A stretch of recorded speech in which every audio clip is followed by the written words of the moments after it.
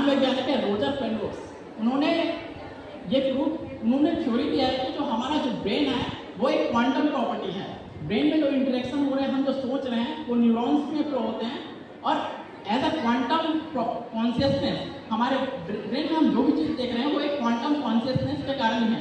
तो अगर हम चाहते हैं कि हम एक रिसर्चर बनना चाहते हैं या साइंस की फील्ड में आगे जाते हैं, तो सबसे इम्पोर्टेंट चीज़ है जो आपको जानना कि आपका सोच।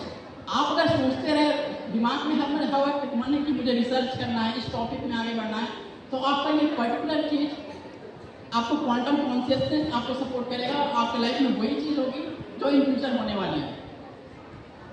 Okay, so now we will discuss regarding who will pay to me to become a scientist, is PhD या डिग्री।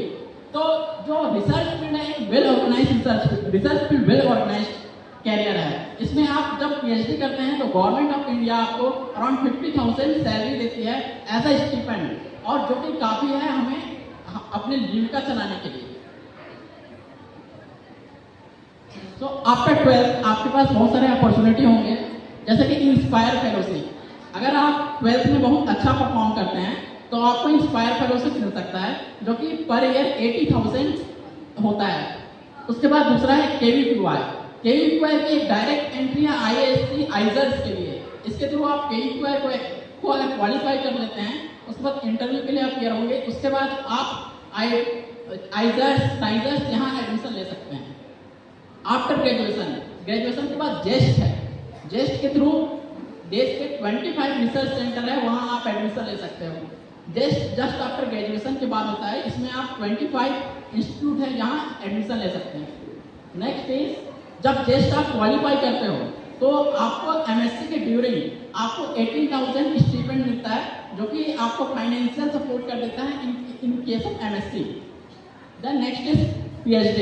सो ड्यूरिंग PhD अगर आप PMR के लिए एलिजिबल होते हो और आप PMR मिल जाता तो आपको पर मंथ 75,000 की सैलरी मिलती है, और अगर आप CSIR के थ्रू PhD ज्वाइन करते हो तो आपको अराउंड 50,000 सैलरी मिलती है। वेरियस एग्जाम्स आफ्टर 12th, तो 12th के बाद JEE होता है, KVQI, IISER, NISER and CUET, and after bachelor degree there is JAM, JEST, TIFR, central university. तो JAM के थ्रू आपको 54 यूनिवर्सिटीज पे एडमिशन लेने का मौका मिलता है। उसके बाद जेस्ट के थ्रू 25 रिसर्च सेंटर्स। उसके बाद TIFR के भी 7 रिसर्च सेंटर है, उसमें आप जेस्ट के थ्रू एडमिशन ले सकते हो। देन आफ्टर मास्टर्स, तो आप मास्टर्स के बाद आप CSIR नेट के थ्रू फेलोशिप ले सकते हैं।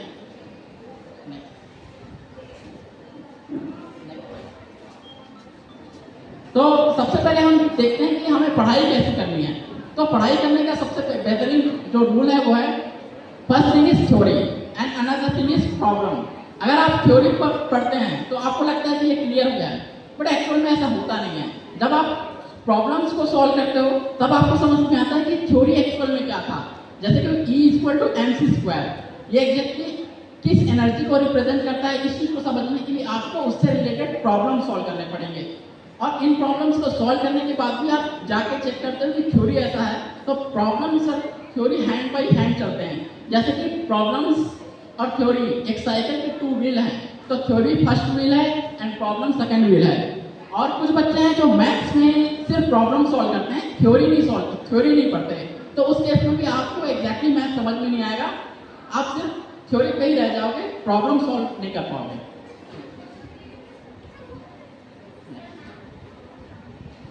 द मोस्ट इंपॉर्टेंट है क्वांटम कॉन्शियसनेस थ्योरी। मैं आपको एक छोटा सा वीडियो क्लिप दिखाऊंगा, जिसके बाद हम थोड़ा डिस्कस करेंगे। Play the video.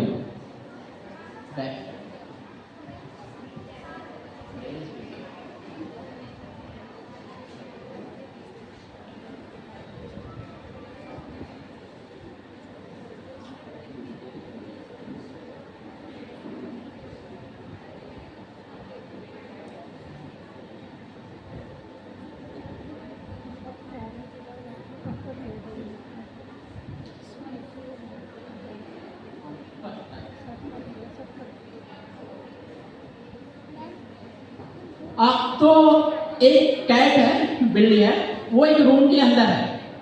तो अगर एक पॉइजन है जिसको हम उस रूम में फैला दिए, तो आपको क्या लगता है कि वो कैट मरेगा या जिंदा रहेगा? कितने लोगों को क्या लगता है? जो मरेगा वो रेस आउट, जिनको लगता है कि कैट डाई हो जाएगा वो अपना हैंड उठाएं। बस कितने को लगता है डाई हो जाएगा? किनको लगता है कि कैट जिंदा रहेगा? वहां पॉइजन है, आपने पॉइजन को ब्रेक किया उस ग्लास को, तो कितने लोगों को लगता है कि वो कैट मर जाएगा? ओके, कितने लोगों को लगता है कि वो कैट जिंदा रहेगा?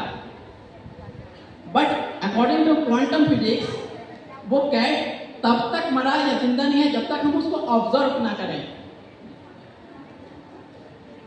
जब तक हम उस कैट को, उस बॉक्स को ओपन नहीं किए हैं, तब तक वो जो कैट है वो दो पॉसिबल स्टेट में रहेगा, जिसको हम कह सकते हैं cat is alive and another possible state is cat is died.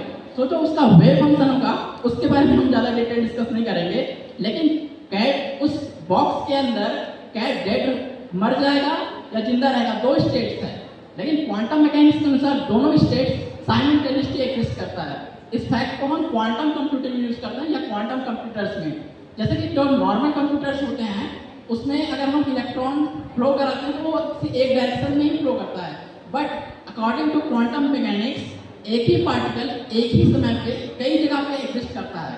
जैसे कि ये मैं यहाँ पे आपके सामने हूँ, लेकिन अगर ये क्वांटम वर्ल्ड होता, ऐसा वर्ल्ड जो बहुत छोटा है, उस प्रकार मुझे यहाँ देखते और वहाँ भी देखते, एक ही समय पे एक ही टाइम पे एक ही पार्टिकल एक से दो स्थान पर रहना, और ये तब तक डिसाइड नहीं होता जब तक कॉन्शियसनेस इन्वॉल्व ना हो जाए।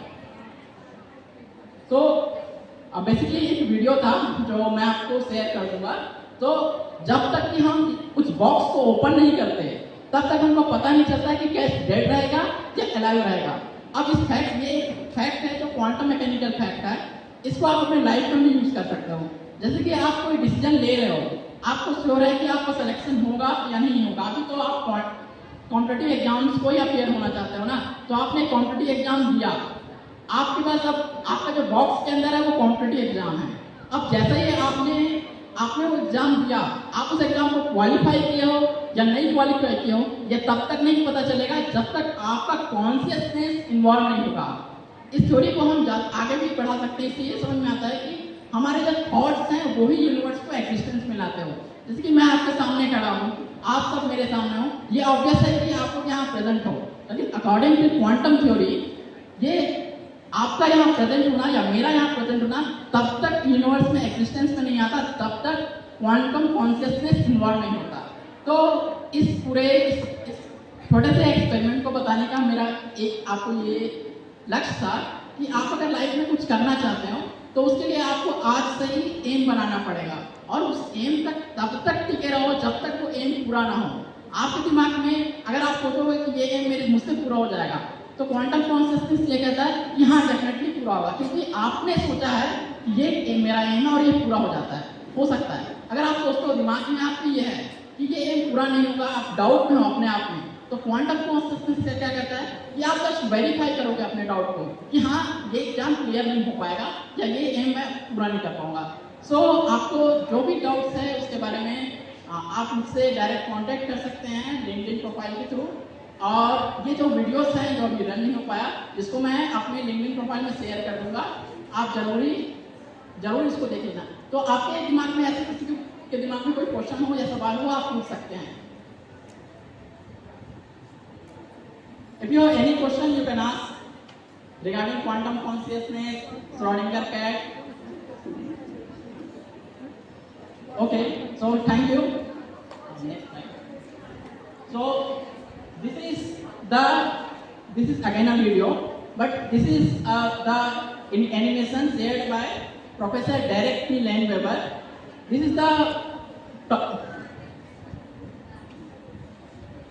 is basically animation.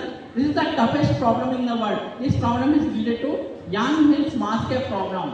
Actually अगर हम इस यहाँ रूम ले ले, रूम में अगर एयर है, अगर एयर को भी हटा दें तो वैक्यूम में भी कुछ है, ये ऐसे संकेत मिल रहे हैं, इसके हमारे सिमुलेशन एग्जिस्ट करता है। But this problem is definitely a problem of $1 million problem. अगर आप इस प्रॉब्लम को सॉल्व करते हैं तो आपको $1 मिलियन भी मिल सकते हैं। अगर आप गवर्नमेंट का कोई रूल ब्रेक करते हैं तो आप जेल जाते हैं। और उसी तरह दूसरे वे में अगर आप किसी गॉड के लॉ को ब्रेक करते हैं तो आप हेल जाते हैं। ओके, अगर आप साइंस के रूल को ब्रेक करते हो तो आप डायरेक्टली स्वीडन जाते हो, जहां आप अपना नोबेल प्राइज देते हो।